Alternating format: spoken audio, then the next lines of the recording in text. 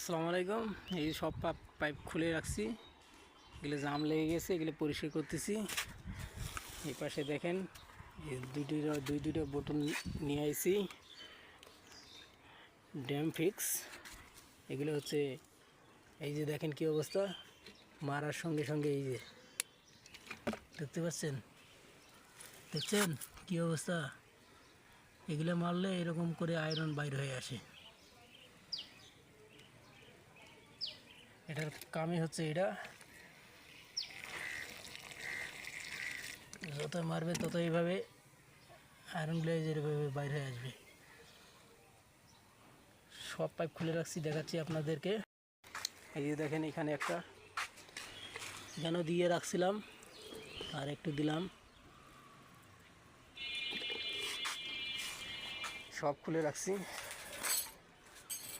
দেখছেন সব খুলে রাখছি। টাঙ্কিতেও দিয়ে রাখছি, দেখি কী হবে।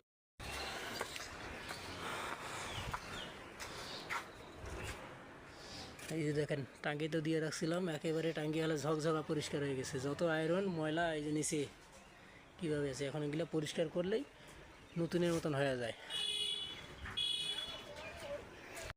আপনাদের মধ্যেও যাদের এরকম আয়রন জমে, বাথরুমে পানি যায় না, আপনারা এটা ব্যবহার করবেন, তাহলে ইনশাল্লাহ সমস্যা হবে না, একেবারে সম্পূর্ণভাবে ক্লিয়ার হয়ে যাবে। ধন্যবাদ। ভালো লাগলে লাইক কমেন্ট শেয়ার করবেন। ধন্যবাদ। আসসালামু আলাইকুম।